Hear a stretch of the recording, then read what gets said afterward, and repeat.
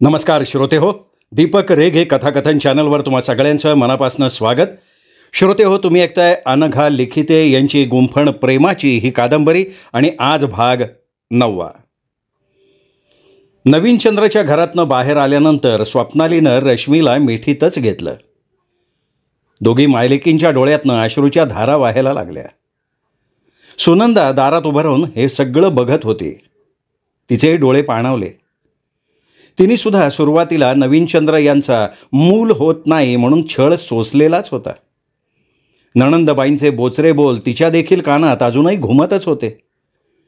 नंतर मग सुनंदानं दुर्गादेवीचं रूप घेतल्यावर नवीन चंद्राची अक्कल ठिकाणावर आली आणि नणंदेनं सुद्धा त्यांच्या संसारात लुडबुड करणं बंद करून टाकलं. सर्वेशनं दोघींना जवळ घेऊन थोपटलं. पार्थ सुद्धा रश्मीच्या पाठीशी उभा होता. चला रश्मी, या तुझ्या शोधामुळे तुम्हाला तुमचं खरं नातं तरी कळालं नाही का? बघ ना पार्थ, इतके दिवस माझी मुलगी देवानं मला परत दिली सर्वेशमुळे, पण मला नाही कळलं. आणि आता जेव्हा कळलं तेव्हा तिची सासरी जायची वेळ आली. बरं चला, आता आपण लवकर घरी जाऊयात. तुम्ही आता दोघी मायलेकी जास्तीत जास्त दिवस एकत्र घालवा आणि दोघींनी न रडता हे क्षण मस्तपैकी एन्जॉय करायचे, तेवढं लक्षात ठेवा. रे, तिकडे प्रभा आणि राजेश आपली वाट बघतायत. आपण कारमध्ये असताना त्यांचा फोन आला होता. ते सगळे चालता चालताच बोलत होते. कारमध्ये बसत पार्थ म्हणाला, आपण स्वप्नाली आंटी, त्यांना हे माहिती नाही आहे ना की रश्मी तुमची मुलगी आहे? अरे, मला सुद्धा आत्ताच तर कळालं. मग सगळे निघाले. स्वप्नालीनं एकदा मागे वळून बघितलं. सुनंदा हात हलवत होती. स्वप्नालीनी सुद्धा हात हलवून तिला प्रतिसाद दिला. तिच्या मनात सुनंदाबद्दल भावना चांगल्याच होत्या. रश्मी स्वप्नाली जवळ बसली होती. आज तिला तिची हक्काची आई मिळाली होती. स्वप्नालीचं रश्मीबद्दलचं हृदय परिवर्तन ट्रीपपासूनच सुरू झालं होतं. त्यात तिला ही गोड आणि अत्युच्च आनंद देणारी घटना कळलेली होती. तिने लगेच प्रभाला फोन लावला. प्रभा म्हणाली, हॅलो डिअर, कुठवर आले तुमचं शोधकार्य? ए बघ प्रभा, आम्ही आता परततोय. Oh, within 1 day? That's great. हो प्रभा, तू एक कर ना, औक्षण करायला ताट तयार ठेव आणि काहीतरी गोड मागवून घे. बाकीचं आपण आल्यावर बोलूया. तुम्ही जेवायला येतोय ना? हो येतोय ना, जास्तीत जास्त 11 वाजतील आम्हाला पोचायला. पार्थ गाडी चालवत होता. सर्वेश बाजूला बसले होते. सर्वेश गमतीनं म्हणाले, रश्मी, आता मायलेकीनी जंगी पार्टी द्यायला हवी आम्हाला, नाही का? काय रे पार्थ, बरोबर आहे का नाही? पार्थनं सुद्धा वातावरण आनंदी करण्यासाठी म्हणाला, थर काय, असं थोडं सोडणार होत आपण. पण बाबा, अहो तुम्ही सोबत होतात म्हणून हे एका दिवसात झालं.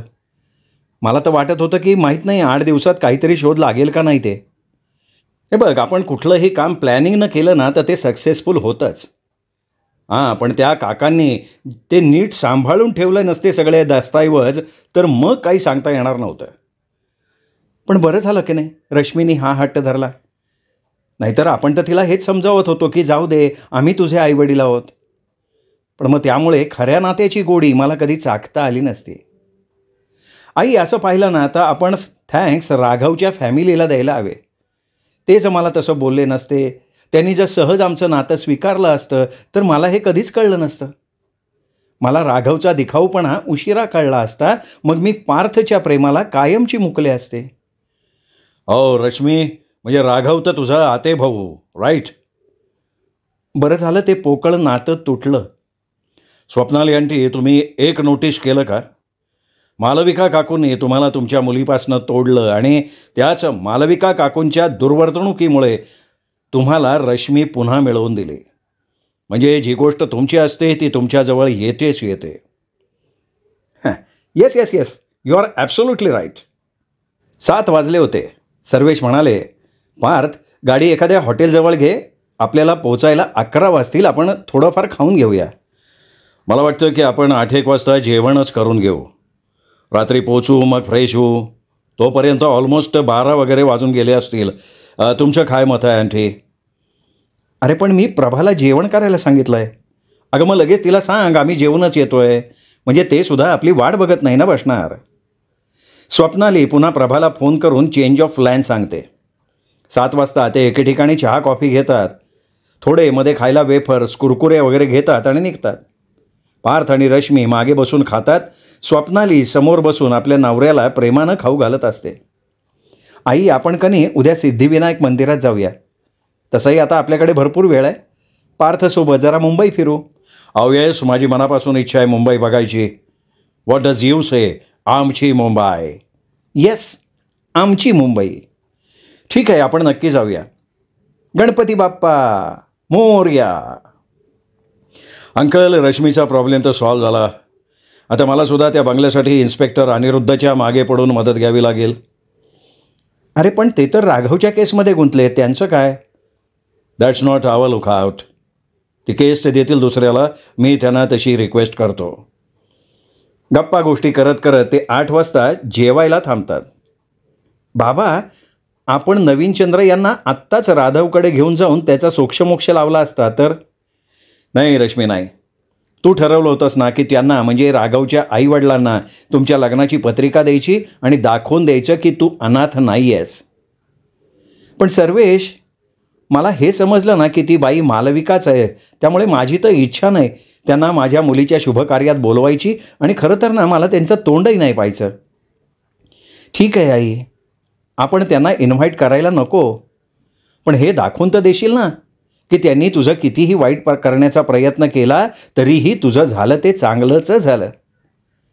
त्यांना तर हे माहितीच आहे की आपण त्यांच्यापेक्षा कैक पटीनं पैशानं स्ट्रॉंग आहोत. आणि त्यांनी आपल्याला दूर केलं, पण बाबांच्यामुळे आपण पुन्हा जवळ आलो. फक्त आपल्याला ते माहिती नव्हतं इतके दिवस. आणखी तुम्ही आणि आईनं स्वप्न बघितलं होतं की आम्ही लग्न करावं, ते सुद्धा पूर्ण होणार आहे आता. अरे या सगळ्या गोष्टी किती विधिलिखित होत्या. पार्थ आला आणि आपलं कुटुंब एकत्र झालं.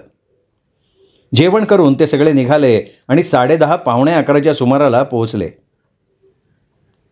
रश्मी, तू बाहेर थांब. अगं, आज माझी लेक आली आहे नव्यानं माझ्या आयुष्यात. तिचं स्वागत होऊन जाऊ दे. पार्थ आणि सर्वेशसुद्धा स्वप्नालीच्या मागे आतमध्ये जातात घरामध्ये. प्रभा रश्मीला त्यांच्याबरोबर न बघून आश्चर्यानं विचारते, अगं बाई, हे काय, रश्मी कुठे आहे? तेवढ्यात रश्मी दारात उभी राहत म्हणते, हे काय, मी इथे आहे. स्वप्नाली आज जाते, सिंधुमाना सुद्धा घेऊन येते. स्वप्नाली रश्मीला ओवाळते, मग प्रभा आणि सिंधुमा ओवाळतात. हे 3 वेळा होतं म्हणून स्वप्नाली पुन्हा एकदा तिला ओवाळते. स्वप्नाली म्हणते, सिंधुताई, गोड आणलंय ते आण बरं. सगळेजण हॉलमध्ये येऊन बसतात. स्वप्नाली प्रभाला काजू कतली खाऊ घालत म्हणते, प्रभा, रश्मीच्या आईवडिलांचा शोध लागला बरं का. आणि तिची आई दुसरी तिसरी कोणी नाही, तर ती मी आहे. व्हॉट? Say again? हो अगं, ती माझी आणि नवीनचंद्रांची मुलगी आहे. नवीनचंद्र यांनी ती 1.5-2 महिन्याची असताना तिला कावीळ झाली आणि ती गेली असं खोटं सांगितलं होतं. स्वप्नालीला त्यापुढे बोलवलं जात नव्हतं. प्रभाने तिला जवळ बसवून घेतलं. तिला प्रेमानं थोपटत म्हणाली, कूल डाऊन स्वप्ना. रश्मीनं लगेच तिला प्यायला पाणी दिलं. सर्वेशनी सगळी हकीकत सांगितली. राजेश, प्रभा आणि सिंधुमा सगळे अवाक होऊन ऐकत होते. अरे किती दुष्ट असतात नाही का माणसं. हो ना. स्वप्ना तेव्हा सांगायची तर अंगावर काटा उभा राहायचा. पण अगदी स्वतःच्या मुलीला अनाथाश्रमात टाकणं आणि बायको गेली असं सांगणं म्हणजे कहरच आहे नाही का त्या भावा बहिणीचा. बहिणीची पण कान उघडणी कर स्वप्ना. असंच नको सोडू तिला. राहते कुठे ती? अहो आंटी, ते सुद्धा शॉकिंग आहे. ती बहीण म्हणजे राघवची आई आहे. काय सांगतेस? हो प्रभा, मी तुला आधीच म्हटलं होतं का नाही, राजवाडे हे आडनाव ऐकताच माझं डोकं सटकलं होतं म्हणून. म्हणजे जर राघवशी लग्न झालं असतं तर तू आत्याच्या घरी सून म्हणून गेली असतीस रश्मी. शी, मला नाही आवडत असं भावाशीच लग्न. बरं झालं नाही झालं ते. चला, चांगलं झालं. रश्मीनं आईवडिलांना शोधण्याचा अट्टहास केला, तो सार्थकी लागला. दोघी मायलेकी इतक्या दिवस जवळ असून सुद्धा दूर होत्या, त्या जवळ आल्या. कसा खेळ मांडला होता ना देवानं या दोघींना एकत्र आणण्यासाठी. रश्मी दूर झाली, मग सर्वेशनं तिला दत्तक घेणं. तो पुन्हा तिला अनाथाश्रमात सोडायला गेला होता तेव्हा त्या लोकांनी तिला परत न स्वीकारणं. मग त्यांचं मुंबईत स्थायिक होणं. स्वप्नालीचं सर्वेशच्या आयुष्यात येणं. रश्मीची मैत्री आणि प्रेम राघवबरोबर होणं. रश्मीसाठी पार्थचं भारतात येणं. मग ते डोंगरगावचं रहस्य. राघवच्या घरच्यांनी अनाथ म्हणून रश्मीला नकार देणं आणि त्यासाठी रश्मीनं आई वडील शोधणं. वा, परमेश्वरा, तुझी लीला आगाध आहे. God is always great. त्याचा सुपर कॉम्प्युटरमध्ये प्रोग्राम सेट असतो. रश्मी सगळ्यांच्या पाया पडते, आशीर्वाद घेते. प्रभाने तिला जवळ घेतलं आणि म्हणाली, बरं झालं तू आईवडिलांना शोधण्याचा हट्ट केलास, त्यामुळे खरं काय ते उलगडलं. राजेशला पेंगुळलेला बघून सर्वेश म्हणाले, चला चला, उद्या सकाळी लवकर उठून सिद्धिविनायक मंदिरात जाऊन गणपती बाप्पांचे आशीर्वाद घ्यायचे आहेत रश्मी आणि पार्थला.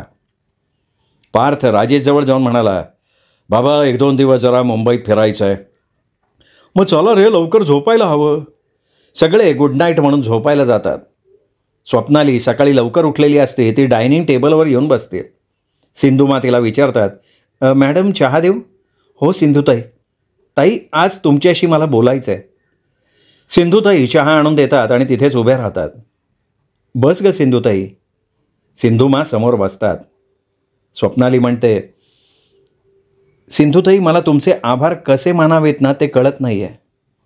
खरं तर आभार मानणं हे फार कमी होईल. तुम्ही माझ्या मुलीला चांगले संस्कार केलेत. तिला वेळोवेळी एका आईनं सांभाळावं तसं सांभाळलं तुम्ही. नाही हो मॅडम, आभार कसले त्यात. तुम्ही पण मला आधार दिलाच की. माझ्यावर विश्वास ठेवा. मी या जगात एकटी होते, पण तुम्ही आणि सर्वेश साहेबांनी मला मानानंच वागवलं. मला कधी नोकरासारखी वर्तणूक नाही केली तुम्ही. सुरुवातीला मी रश्मीला माझी आयाची ड्युटी म्हणून सांभाळलं, पण नंतर त्या छोट्याशा चिमणीनं मला जगण्याची इच्छा प्राप्त करून दिली. रश्मी खूप गुणी मुलगी आहे. तिने कधीच कशासाठीही हट्ट नाही केला. फक्त 5 तारखेला तिला ते स्वप्न पडायचं ना, तेव्हा ती लहानपणी म्हणजे 10वीपर्यंत खूप घाबरायची. नंतर तिची चिडचिड व्हायला लागली. पण मग हळूहळू तिने स्वतःची समजूत काढली की हा आपला आयुष्याचाच एक भाग आहे. मॅडम, तुम्ही आयुष्यात जे भोगलं असेल त्यामुळे असं झालं, पण तुम्ही रश्मीचा कधी दुस्वास नाही केला किंवा तुम्ही तिच्याबरोबर कधी वाईटसुद्धा नाही वागल्या. मी हे बघत आली आहे. अगं सिंधुताई, इतकी वर्ष माझीच मुलगी मला देवानं परत दिली होती, पण माझ्या मनात ममता, प्रेम या भावना मेलेल्या होत्या. त्यामुळे मी एक स्त्री म्हणून सुद्धा प्रेमानं नाही वागले तिच्याशी. मला ना नात्यांचाच तिटकारा आलेला होता. पण माझ्या मैत्रिणीनं, प्रभानं माझी साथ कधी सोडली नाही. मी घटस्फोट घेतला, माझ्याजवळ पैसे नसायचे, तर ती मला टोरेंटोवरनं फोन करून माझे हाल हवाल विचारायची, मला समजवायची, माझ्या अकाउंटमध्ये पैसेसुद्धा टाकायची. नंतर मग राजेशनी मला आमच्या एका मित्राकडे नोकरी दिली. तिथे मला भेटले सर्वेश. आम्ही दोघे तसं आधीपासून एकमेकांना ओळखत होतो. तो सुद्धा एकटा होता, मी सुद्धा एकटीच. आमची मैत्री झाली. मैत्रीच्या रूपात प्रेमात झालं. मग प्रभा, राजेश, मी जिथे नोकरी करत होते तो मित्र आणि त्याची बायको, अशा चौघांनी आमच्या कोर्ट मॅरेजचे साक्षीदार म्हणून सह्या केल्या. आणि मग प्रभा आणि सर्वेश एवढेच माझ्या अगदी जवळचे. बाकीचं तुला माहिती आहे. हो ना मॅडम. हे सगळं पार्थसाहेब रश्मीच्या आयुष्यात आले म्हणून झालं. त्यांचा पायगुण चांगला. सिंधुताई, आज आपल्याला सिद्धिविनायक मंदिरात जायचं आहे. तिथून पुढे फिरायला जाऊ आपण. तर तू काही करत बसू नको, लवकर तयारी कर तुझी. नाही मॅडम, मला नका नेऊ. तुम्ही या जाऊन.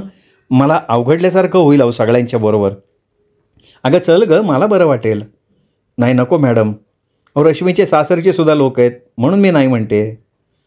ठीक आहे, जशी तुझी इच्छा. तितक्यात पार्थ एक्सरसाइज करून येतो. Good morning aunty. Good morning Sindhuma. Very good morning बेटा. थोड्या वेळानं प्रभा आंघोळ करून येते आणि वर जाऊन मंदिरात नमस्कार करून येते. थोड्याच वेळात राजेश आणि सर्वेशसुद्धा आंघोळी आटोपून येतात. रश्मीचं आटोपलं का नाही? अगं उठेल ती, येईल ती. बघ घंटीचा आवाज येतोय म्हणजे ती तयार झाली. सर्वेशनं आणि प्रभानं तिच्याकडं आश्चर्यानं पाहिलं. अरे असं काय बघताय माझ्याकडे? ही तिची वर्षानुवर्षाची सवय आहे. माझी मुलगी म्हणून नाही काही नोटीस केलं? कूल डाऊन डिअर, आम्ही मस्करी म्हणून बघतो याच्याकडे. चला, म्हणजे प्रभाला पण पूजेमध्ये मदत करणारं कोणीतरी मिळालं. तेवढ्यात रश्मी जिना उतरत खाली येते. अंबर कलरची कुर्ती आणि व्हायलेट कलरची लेगिन तिनं घातलेली असते. लॅक्मेची एक्सप्लोजिव्ह पर्पल शेडची लिपस्टिक तिला खोलून दिसत होती. सिंगल लाईन नाजूकसा डायमंड नेकलेस आणि स्टड इयररिंग छान दिसत होते. रश्मीनं सगळ्यांना गुड मॉर्निंग केलं. स्वप्नाली म्हणाली, अगं वा, छान दिसतीयस. स्वप्नाली, आज तुझ्या लेकीची आल्यावर नजर काढ. हो हो चालेल. आणि काय गं रश्मी, फोन कोणाचा होता इतक्या सकाळी? अगं आई, श्वेता बोलत होती. ती म्हणाली मी दुपारी येते, पण मी तिला म्हटलं आम्ही सिद्धिविनायक मंदिरात जातोय, रात्री येऊ, तर तिचा थोडा मूड गेला. मी काय म्हणतो, उद्या तुम्ही लोक फिरायला जा ना, आजच्या आज तर काही पूर्ण बघणं सगळं होणार नाही. तेवढ्यात पार्थही तयार होऊन आला. Hi handsome, good morning uncle, good morning everybody. मला उशीर झाला का? नाही नाही, आपण वेळेत निघतोय. सिंधुमा त्याच्यासाठी चहा खारी घेऊन येतात. 7:30 वाजता ते निघतात. बोला गणपती बाप्पा, सगळेजण मोरया म्हणतात आणि निघतात. 1 तास लागणार असतो. वातावरण छान होतं. सगळे प्रसन्न मनाने निघाले बाप्पांचं दर्शन घ्यायला. आई, आज आपल्यामध्ये सगळ्यात जास्त चांगलं कोण दिसतंय? प्रभा गमतीनं म्हणाली, अरे मी नाही का राजेश? रश्मी म्हणाली, प्रभा आंटी आणि आई तुम्ही दोघी तर सुंदरच दिसता, आणि बाबा अंकल हे तर हँडसम आहेतच. हां, पण एक जण आहे जो याहून अधिक चांगला दिसतोय.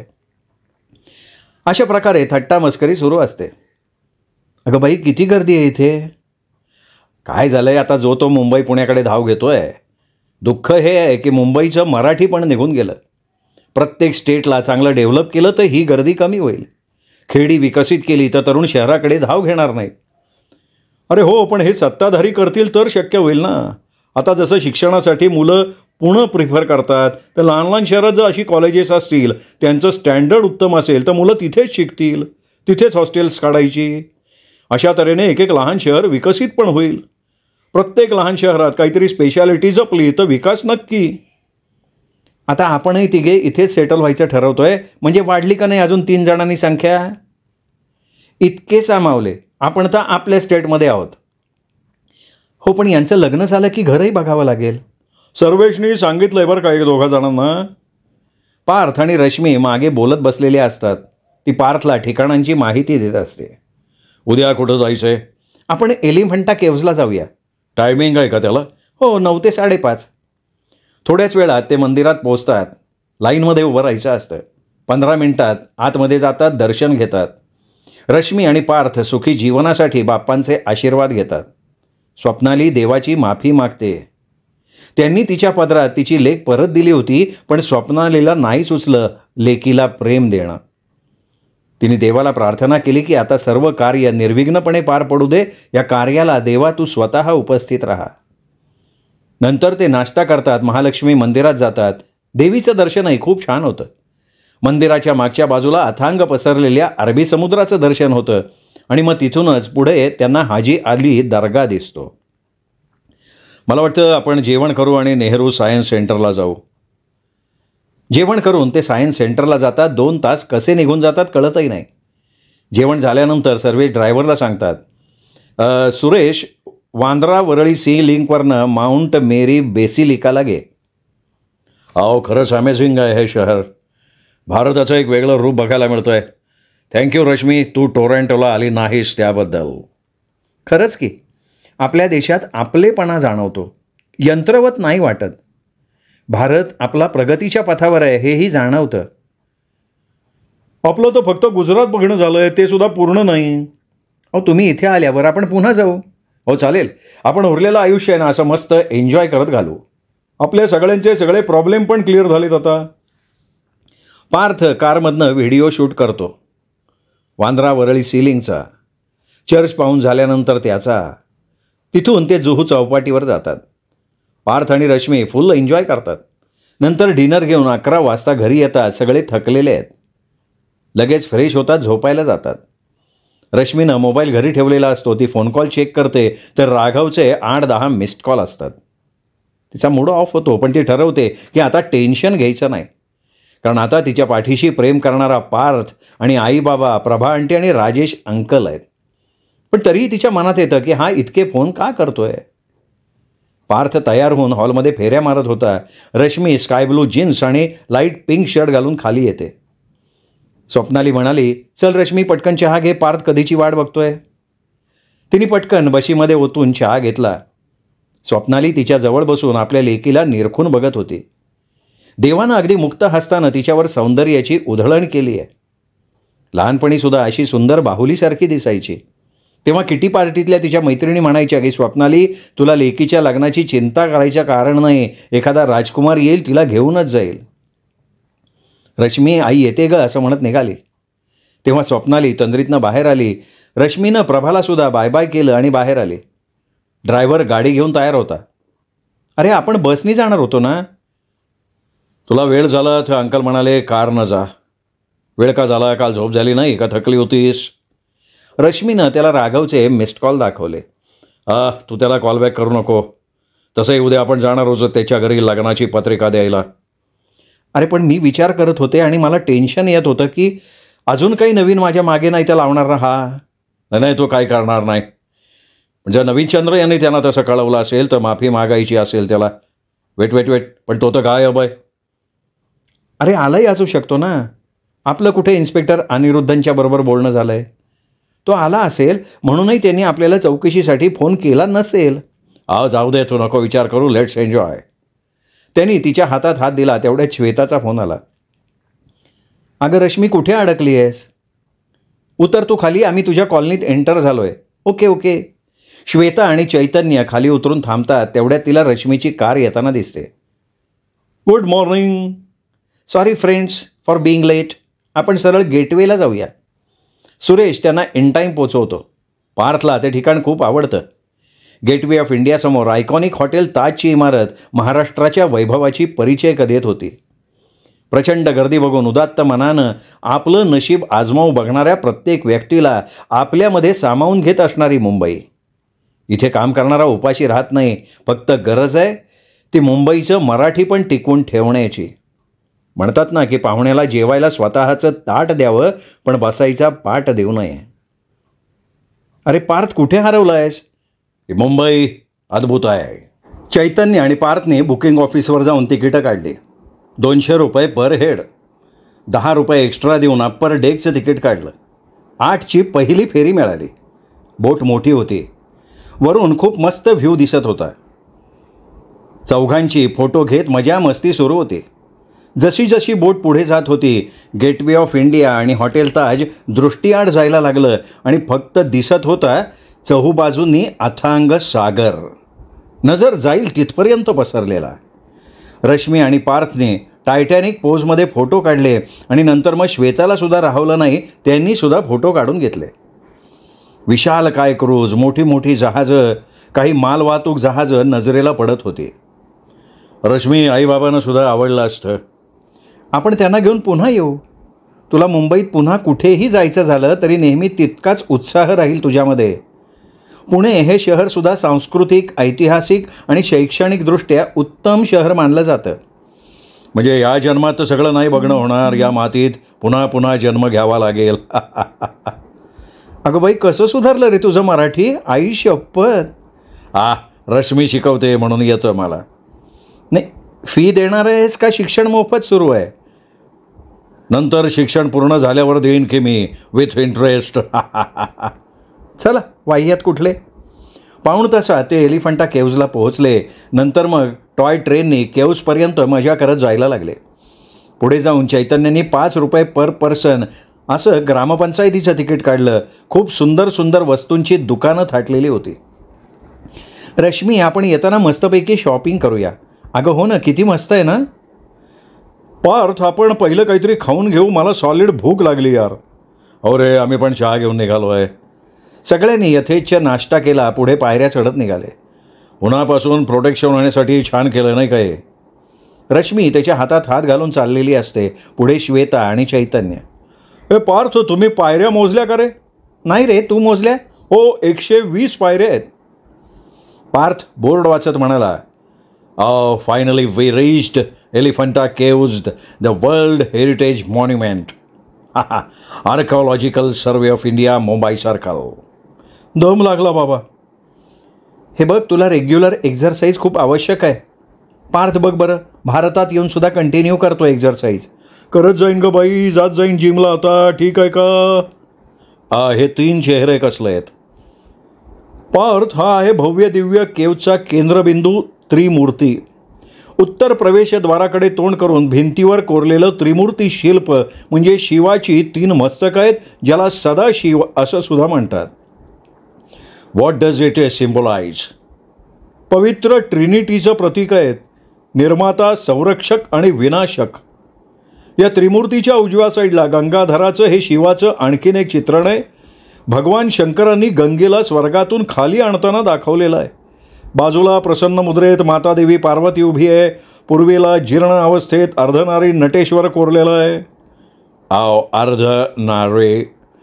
अर्धनारीश्वर म्हणजे उजवा अंग पुरुषाचं म्हणजे भगवान शिवाचं आणि डावं अंग स्त्रीचं म्हणजे माता पार्वतीचं. ते हे दर्शवतात की ऊर्जा आणि शक्ती. नटराज, योगेश्वर, शिव आणि पार्वतीचं लग्न हे गुहा 1 मध्ये लोकप्रिय विषयांपैकी एक दर्शवलेलं आहे. पार्थ फोटो घेत होता. दगडाच्या भिंतीवर खूप सुंदर कोरीवकाम करून वेगवेगळ्या मूर्ती कोरल्या होत्या. बाजूला भगवान शंकराचं मंदिर होतं. अजून पुढे जात ते दुसऱ्या केवकडे निघाले. अशा किती केव्ज आहेत? 7 आहेत. एलिफंटाच्या एकूण 7 गुहांपैकी 5 गुहा हिंदू आणि अन्य 2 गुहा बौद्ध धर्माशी संबंधित आहेत. या लेणीमध्ये हिंदू गुहांमधली पहिली मुख्य गुहा आहे. यात असलेल्या 26 खांबांमध्ये भगवान शिवाच्या वेगवेगळ्या रूपांना अत्यंत सुंदर रीतीनं कोरण्यात आलं आहे. पण काही काम सुरू असल्यामुळे 4 आणि 5 नाही बघता येणार. काल वाचलं होतं मी, असं सर्फिंग करत होतो ना तेव्हा. दुसऱ्यानंतर तिसऱ्या केव्सकडे येते जाऊन येऊ. दुसरी आणि तिसरीमध्ये जास्त साम्य आहे नाही का? श्वेता 2 ते 5 या गुहांना कॅनन हिल्स या नावानं ओळखतात. 6 आणि 7 गुहांना स्तूप हिल्स या नावानं ओळखतात. 6व्या गुहेला सीताबाई गुफा मंदिर असं सुद्धा म्हटलं जातं. पोर्तुगीज राजवटी चर्च म्हणून त्याचं धर्मांतर आणि वापर केल्यामुळे 6वी गुहा ऐतिहासिकदृष्ट्या महत्त्वपूर्ण आहे. 7व्या गुहेत एका लहान व्हरांड्याशिवाय फार काही शिल्लक नाही. त्या गुहेच्या पलीकडे तलाव आहे जो आपण बघायला जाऊ शकतो. चैतन्य तिघांना चालता चालता सविस्तर माहिती देत होता. मराठी लोकांनी हे बेट घारापुरी म्हणून लोकप्रिय केलं होतं. या घारापुरीत असलेलं राजबंदर, शेतबंदर आणि मोरा बंदर अशी प्राचीन काळी बंदरं होती. पण 1534च्या सुमाराला गुजरात सल्तनतीकडून पोर्तुगीजांनी जमीन ताब्यात घेतली. व्यापारासाठी भारतात आलेले हे पोर्तुगीज राजबंदरवर उतरले. तिथे फिरताना त्यांनी या लेण्यांच्या परिसरात एका हत्तीचं पाषाण शिल्प बघितलं. त्या शिल्पाला बघून पोर्तुगीज या बेटाला एलिफंटा असं संबोधायला लागले आणि इथल्या लेण्यांचा उल्लेख एलिफंटा केव्ज असा करण्यात आला. ब्रिटिश राजवटीत या लेण्या एलिफंटा केव्ज या नावानं ओळखल्या जायला लागल्या. मात्र हा अखंड हत्तीचा पुतळा तुम्हाला यापुढे इथे सापडणार नाही, कारण तो इंग्लंडमध्ये हलवण्याच्या प्रयत्नात खराब झाला होता. ते शिल्प हल्ली मुंबईच्या जिजामाता उद्यानात स्थलांतरित करण्यात आलं आहे. डिस्ट्रक्शन खूप आहे.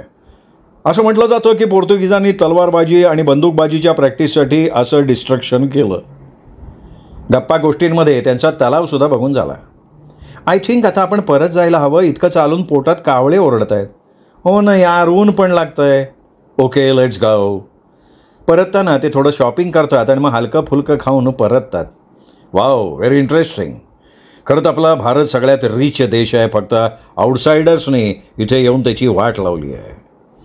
श्वेताला पारच्या तोंडून वाट लावली हा शब्द ऐकून हसायला आलं. का गं, काय झालं हसायला? अगं, याच्या इंग्रजाळलेल्या टोनमध्ये वाट लावली हे ऐकून हसू आलं मला. अगं हो, त्याला आता आपल्यासारखं खरंच बोलता यायला लागले बरं का हळूहळू. नंतर ते सगळे गेटवेला पोचले. थोडं फिरून कॅब बुक केली आणि श्वेताच्या घरी गेले. मी खालून निघतो असं म्हणून चैतन्य बाय करून गेला. पार्थ आणि रश्मी वर गेले श्वेताच्या बरोबर. श्वेताच्या आईला खूप आनंद झाला. श्वेताची आई म्हणाली, पार्थ, छान आहे हो तुमची जोडी. Thank you aunty. पण तुम्ही लग्नाला माझ्याकडनं येणार का रश्मीकडनं? हे बघ, आईबाबांना तुझ्याकडनं येऊ देत, पण मी मात्र पाठ राखीण म्हणून येणार आहे रश्मीच्या बरोबर टोरंटोला.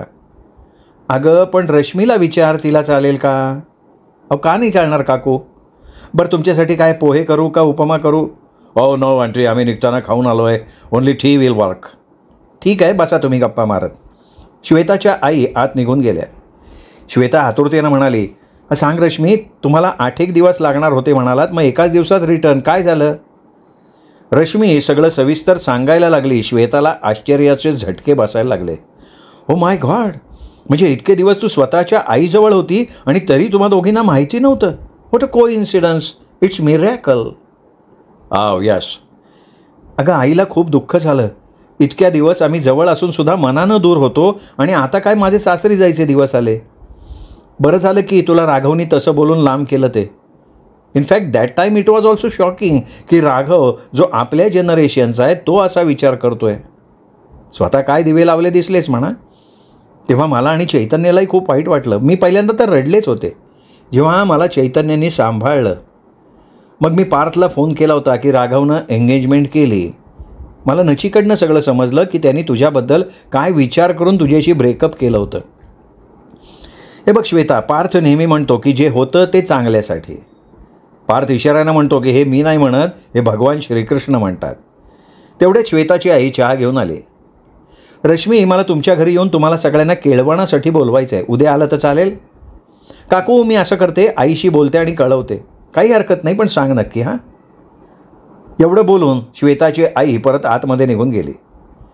श्वेतानं विचारलं, रश्मी, तू पहिल्यांदाच तुझे वडील पाहिलेस, कसे आहेत? अगं, मनात प्रचंड राग आणि तिरस्कार असल्यावर आपल्याला समोरचा माणूस अगदी ऋत्विक रोशनसारखा असला ना तरी आवडणार नाही तो. श्वेता, माझ्या या म्हणजे सर्वेश बाबांनी इतकी वर्ष जरी मला आपल्या मुलीसारखं प्रेम नाही दिलं तरी पण त्यांच्याबद्दल मला आधीसुद्धा आदर होता आणि आता तो आदर अजून वाढला आहे. मी त्यांना खरंच माझे खरे बाबा मानते. माझ्या त्या बाबांना नंतर वाईट वाटलं, त्यांनी माफीही मागितली, पण वेळ निघून गेली होती. मी नाही माफ करू शकत त्यांना. बरोबर आहे रश्मी तुझं. आता आपण सगळं विसरून जाऊ. यापुढे मी हा विषय काढणार नाही. पण एक आपल्या मैत्रिणीसाठी कळकळ होती की तिच्या आयुष्यात नेमकं काय झालंय हे जाणून घ्यायची. श्वेता, अगं तुला तो अधिकार आहे. बरं ठीक आहे, मला सांगा, लग्नानंतर तुमचा कुठे जायचा प्लॅन आहे? तो माझ्या आईवडिलांनी सरप्राईज ठेवला आहे. कसलं भारी सेन्सेशनल लाईफ आहे यार तुझं. काश माझं असतं. शी, माझं कसं अगदी टिपिकल वरण भातासारखं. You are mad Shweta. नाही यार, खरंच यू आर सो लकी. तुला इतकं चांगलं सासर मिळालं. अगं, चैतन्याच्या घरच्यांनी ना आमच्या लग्नाला विरोध केला आहे. अगं बाई, का गं? माझ्या चुकीमुळे. मी पहिलं शेखरबरोबर लग्न करणार होते, त्याची अजून तीच इच्छा आहे. त्यांनी घरच्यांना आपल्याकडे वळवलं कारण सुमन आणि राघवचे प्रताप आजीच्या लक्षात आले. वहिनी घरी नाही गेली, तीसुद्धा गायब आहे. पण आता तिच्याबद्दल चैतन्याच्या घरच्यांना सोयरसूतक नाही, कारण तिने त्यांचा विश्वास गमावला आहे आणि आता त्यांच्या मनात हे की आपला मुलगा योग्य होता. मग तुम्ही काय करायचं ठरवलं आहे? नाही, माझे आईवडील आमचं लग्न करून द्यायला तयार आहेत. फक्त आता चैतन्याने स्वतःच्या पायावर उभं राहून दाखवावं ही त्यांची अट आहे आणि ती अट चैतन्यानं मान्य केली आहे. That's God. ए बाई श्वेता, आम्ही निघतो आता. हे बघ, आईचा फोन येतोय. आपण तू आलीस ना की निवांत गप्पा मारूया. हां, चल येतो आम्ही. श्रोते हो, हा होता भाग 9, शेवटचा म्हणजेच भाग 10. उद्या ऐकूयात गुंफण प्रेमाची भाग 10 उद्या. तोपर्यंत नमस्कार.